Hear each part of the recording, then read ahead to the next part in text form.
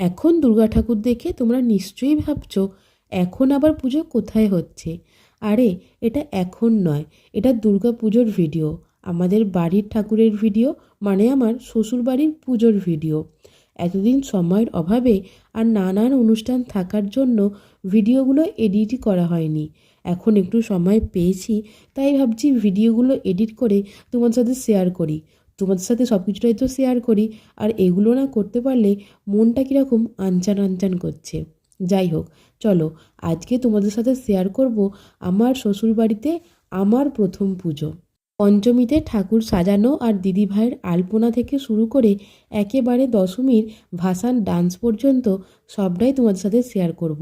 যদিও এই 5 দিনের পুরোটা ভিডিও আমি করে রাখতে পারিনি, যখন সময় পেয়েছি আর ওই একটু মনে পড়েছে তখনই আমি কিছু কিছু ক্লিপ তোমাদের জন্য তুলে রেখেছি। এই যে দেখো, আজকে পঞ্চমীর সন্ধ্যা আর আমাদের ঠাকুর সাজানো এখনও কিন্তু কমপ্লিট হয়নি।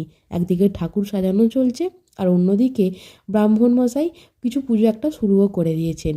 এবছর মা দুর্গা সবাইকে একেবারে নাজেহাল করে ছেড়েছে। এমনভাবে পুজোর সময়গুলো পড়েছিল, যার জন্য সেই রাত 2-2:30 থেকে আমাদের বাড়ির বড়রা মানে শাশুড়ি মায়েরা উঠে সবাই পুজোর জোগাড় করতেন।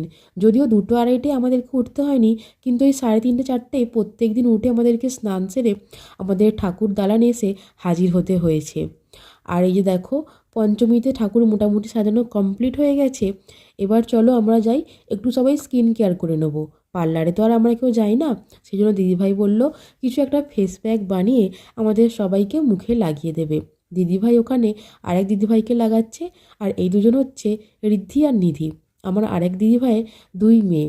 যাই হোক, দেখতে দেখতে ষষ্ঠীর সকালটাও চলে এসেছে। ষষ্ঠীর সকালে পুজো হয়ে গেছে, আমরা সবাই অঞ্জলি দিয়েছি। অঞ্জলি দেওয়ার পর সবাই মিলে এবার বসেছে আড্ডা দিতে। আর এই আড্ডার সাথে সকালবেলা গরম গরম চা না হলে হয় বলো? তাই গরম চা আর তার সাথে বাড়ি শুদ্ধ ভর্তি লোকজনের আড্ডা, বেশ ভালো লাগছিল। এই প্রথমবার আমার এরকম কোনো এক্সপিরিয়েন্স হলো। বাড়ির পুজো মানে একটা আলাদাই মজা। আর তারপর আমাদের সেই ষষ্ঠী থেকে শুরু করে একেবারে দশমী পর্যন্ত বাড়িতে লোকজন ভর্তি থাকে, আর তার সাথে প্রত্যেক দিন দুপুরে আর রাত্রিরে চলে খাওয়া দাওয়া। সেই জন্যই পুজোর 5-6টা দিন আমাদের বাড়ি একেবারে গম গম করে। আর যখন মা চলে যায়, বাড়িটা একেবারেই আমাদের পুরো ফাঁকা হয়ে যায়। এই যে দেখো, এখনও চলছে ঠাকুরকে অস্ত্র দান করা। ওখানে আমার কর্তামশাই ঠাকুরের হাতে সমস্ত অস্ত্র ধরিয়ে দিচ্ছে, আর পিছন থেকে আমাদের আরেক দাদাভাই দেখিয়ে দিচ্ছে কোন হাতে কোনটা রাখা যাবে। যাই হোক, এখন আর কেউ নেই, সবাই মোটামুটি যে যার কাজে ব্যস্ত, কারণ আবার দুপুর পড়লেই সবাইকে আসতে হবে, একসাথে খাওয়া দাওয়া করতে হবে। সেই সুযোগে আমি তোমাদেরকে একবার দেখিয়ে দিলাম আমাদের এখানে মানে ঠাকুর দালানের সামনে যে প্যান্ডেলটা হয়।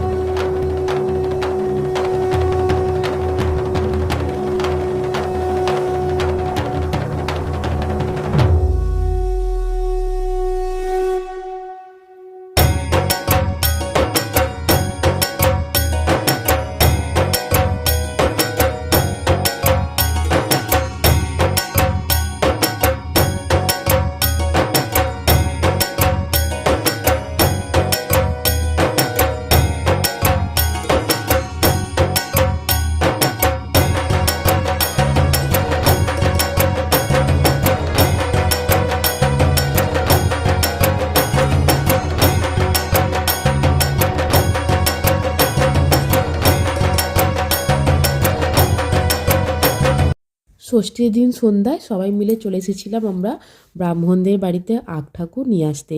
তোমাদেরকে তো আগেও বলে দিলাম, তাও একবার বলে দিচ্ছি, পুরো পুজোর ভিডিও তো আমি ক্যাপচার করতে পারিনি ব্যস্ততার কারণে। যখন যতটুকু পেরেছি আমি করেছি।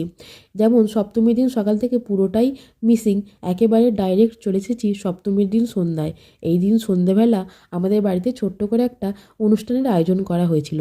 যদিও এখানে দর্শক খুবই কম, কারণ সেই ভোর থেকে উঠে থেকে সবাই পুজোর কাজে থাকে, তারপর নানা ধরনের কাজের মধ্যে সবার শরীর আর বয় না, তাই এই ঘরের কজনই রয়েছে এখানে অনুষ্ঠান দেখার জন্য।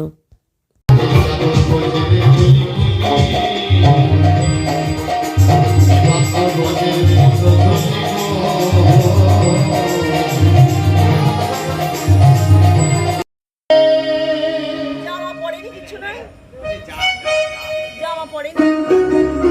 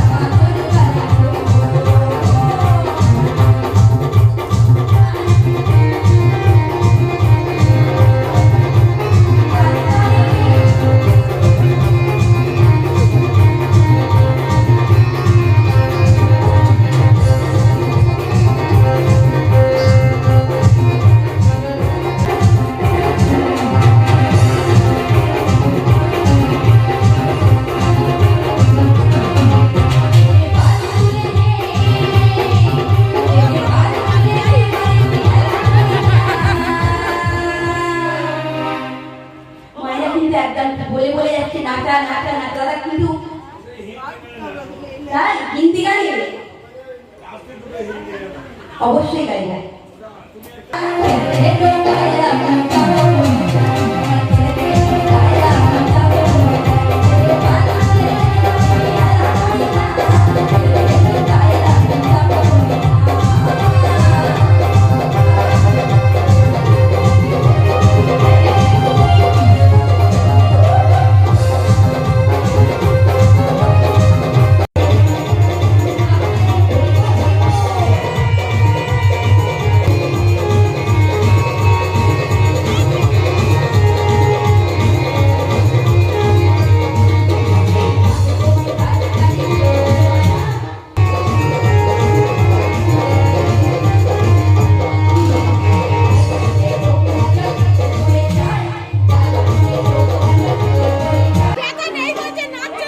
চলো ওই রাধে রাধে রাধে রাধে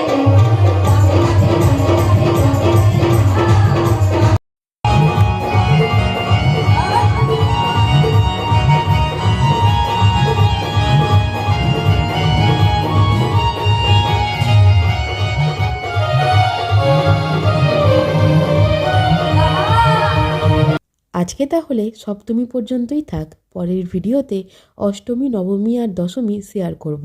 যদিও এবছর অষ্টমী আর নবমী একই দিনে পড়েছিল। ষষ্ঠীর দিন রাত্রে সমস্ত বন্ধুরা মিলে বেরিয়েছিলাম ঠাকুর দেখতে।